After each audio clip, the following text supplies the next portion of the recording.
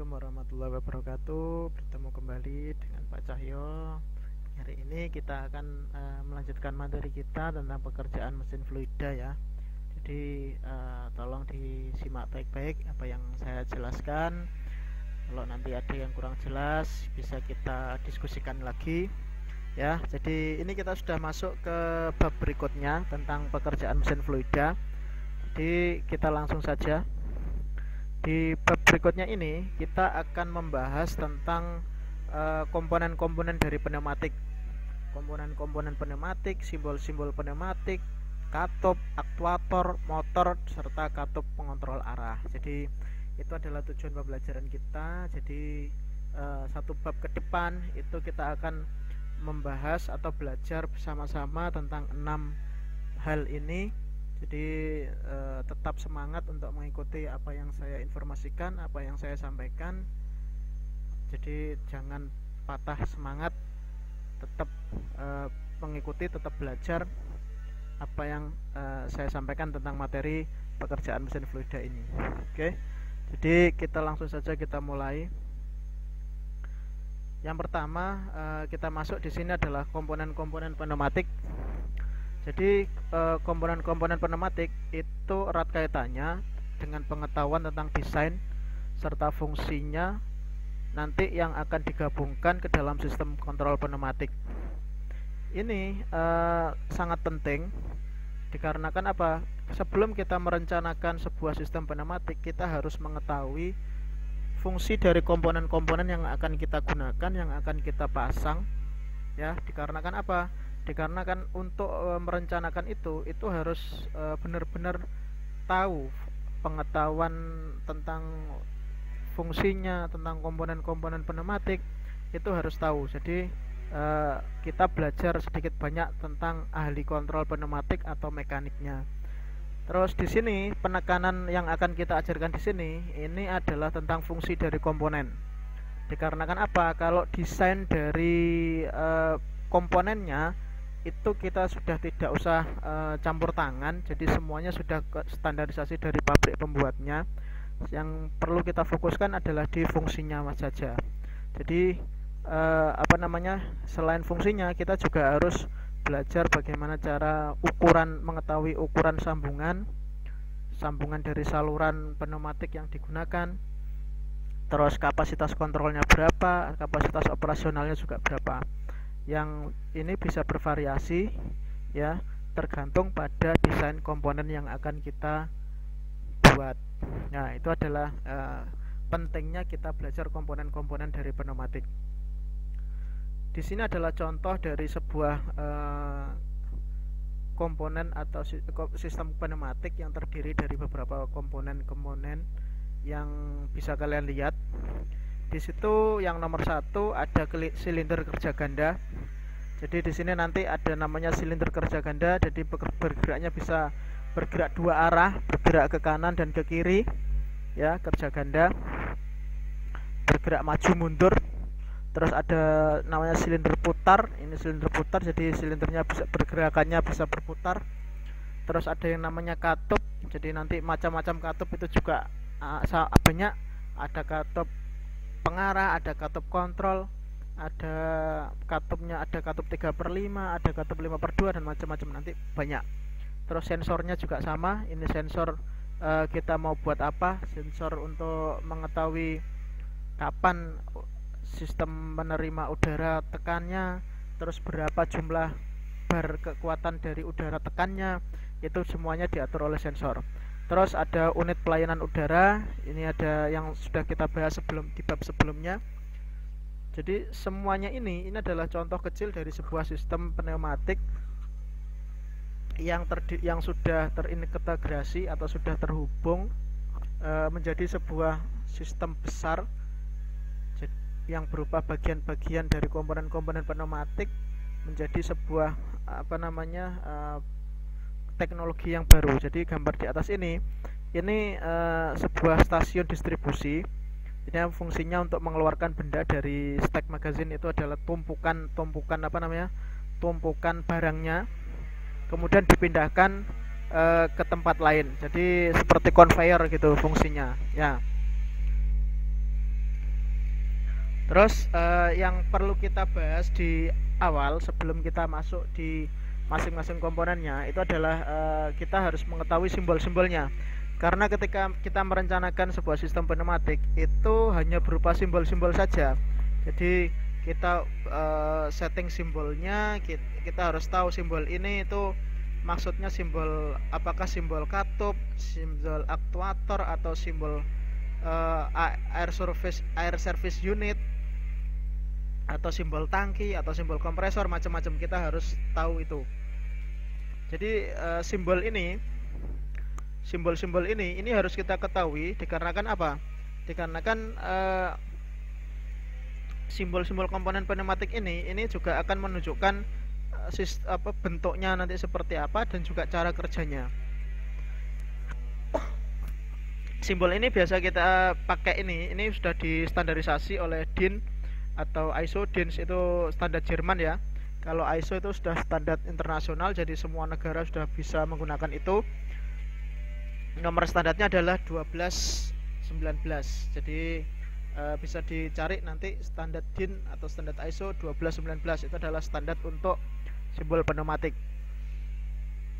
Kita mulai dari komponen pneumatik yang pertama, yaitu katup. Fungsi katup ini apa sih? Katup ini berfungsi untuk mengatur atau mengendalikan arah udara. Udara yang dimaksud adalah udara gempa yang akan bekerja menggerakkan aktuator. Dengan kata lain, katup ini berfungsi untuk mengendalikan arah gerak aktuator. Katup ini bahasa yang sering digunakan itu adalah valve. Ya, valve, katup itu sama. Terus bahasa yang sering kalian dengar atau yang biasa kita gunakan di kehidupan sehari-hari itu adalah keran. Keran, ya, keran. Jadi katup itu sama dengan keran. Terus katup ini diberi nama berdasarkan apa? Jadi nanti ada katup itu namanya ada katup 3/5, ada katup 3/2, 4/3 dan sebagainya. Jadi katup itu diberi nama berdasarkan pada yang A itu adalah jumlah lubangnya atau saluran kerjanya. Terus yang kedua adalah jumlah posisinya, jumlah posisi kerjanya. Terus yang ketiga itu adalah jenis penggeraknya. Bisa pakai pedal, bisa pakai push button dan sebagainya. Terus yang terakhir adalah nama tambahan lain sesuai dengan karakteristik katup atau valve-nya itu tadi.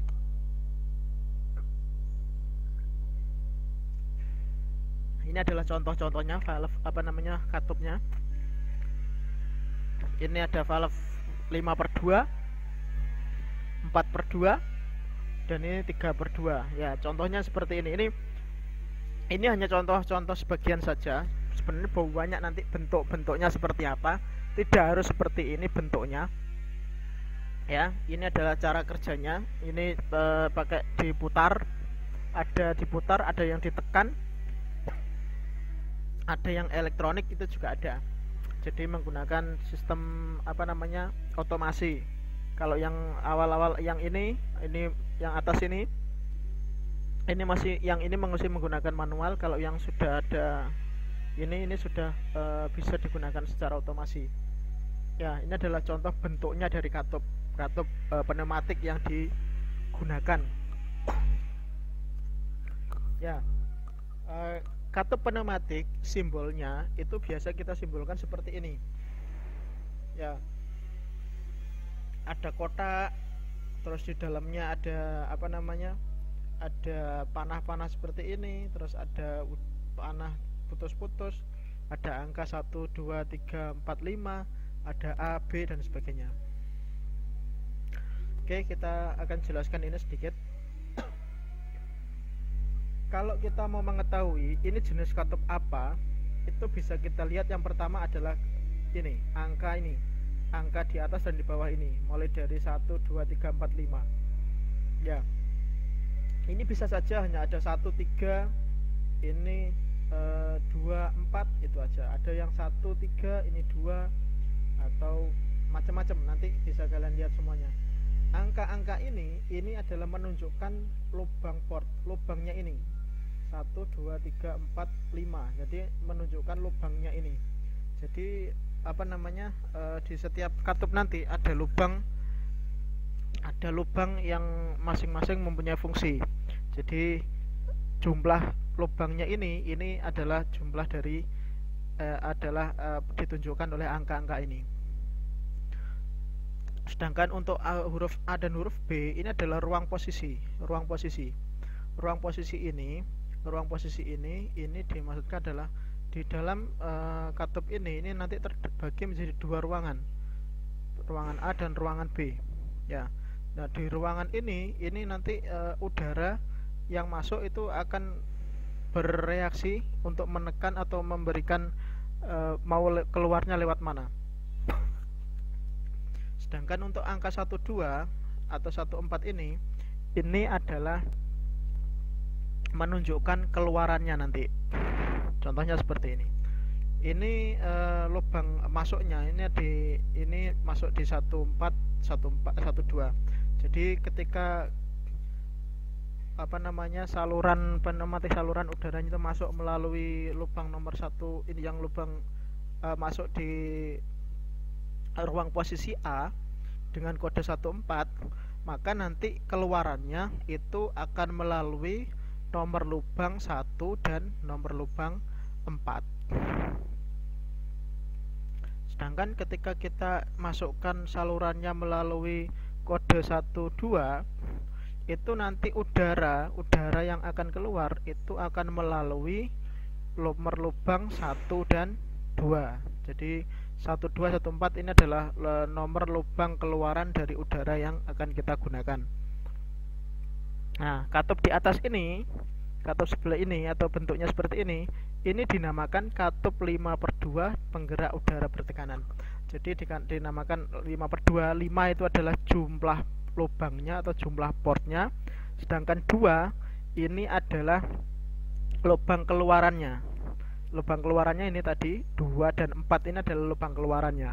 Ya, 5 itu adalah jumlah lubangnya, sedangkan 2 ini adalah lubang keluaran dari udara yang akan menuju ke sistem pneumatiknya. Nah, ini adalah penjelasan dari yang tadi. Simbol katup di atas menunjukkan jumlah lubang port. Bagian bawah ada 3, nomor 1, 3, 5. Sedangkan di bagian outputnya atau keluarannya ada 2 port, yaitu port nomor 2 dan 4. Katup tersebut juga memiliki 2 posisi ruang, yaitu A dan B. Penggerak katup berupa udara bertekanan dari sisi 14 dan sisi 12. Sisi 14 artinya bila di sisi tersebut terdapat tekanan udara, maka tekanan udara tersebut akan menggeser katup ke kanan sehingga udara bertekanan akan mengalir melalui port 1 ke port 4. Makanya ditulis dengan 14. Demikian pula sisi 12 yang ketika diisi udara akan mengaktifkan ruang B sehingga port 1 akan terhubung dengan port 2. Makanya ditulis 1, 2. Itu adalah penjelasan dari gambar sebelumnya ya. Terus ini adalah jenis-jenis katup dari pneumatik. Kita mulai dari jenis katup yang dibedakan melalui desain konstruksinya. Itu yang pertama ada katup poppet atau poppet valves. Poppet valves itu terdiri dari katup bola atau ball seat valve atau katup piringan. Yang kedua disk seat valves. Yang B adalah katup geser atau slide valves.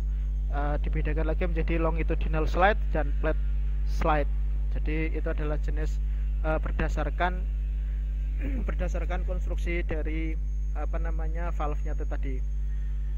Terus jenis berikutnya itu adalah dikelompokkan menurut fungsinya. Jadi menurut fungsinya valve itu juga dibedakan menjadi 5 ini. Mulai dari katup pengarah atau directional control valves. Yang kedua adalah katup satu arah atau non-return valve. Yang ketiga adalah katup pengatur tekanan atau pressure control valves. Yang keempat ada katup pengontrol aliran atau flow control valves. Yang terakhir ada katup buka tutup atau shut-off valves. Jadi itu adalah menurut fungsinya. Katup-katup dibedakan menjadi itu tadi 5 ya. Selanjutnya ketika kita memasang valve itu di dalam sebuah sistem pneumatik, itu harus urut, susunannya juga sudah sudah tersusun sesuai dengan standar. Yaitu yang pertama itu adalah katup atau valve yang digunakan sebagai sinyal masukan atau input element. Jadi ketika mendapat energi atau mendapat udara, itu langsung berhubungan dengan udara gempa. Ya, jadi katup yang langsung berhubungan dengan kompresor itu yang dinamakan katup sinyal masukan atau input element. Terus yang kedua, itu ada katup yang digunakan untuk memproses sinyal. Ya, yang digunakan untuk memproses sinyal masukan itu adalah udara itu tadi secara logik untuk diteruskan ke final control element. Jadi nanti ada katup N, katup OR, NOR dan sebagainya. Nanti macam-macamnya kita akan bahas di materi selanjutnya. Terus kemudian ada valve yang dipasang di bagian sinyal pengendali akhir atau final control element yang digunakan untuk menggerakkan aktuator atau working elementnya.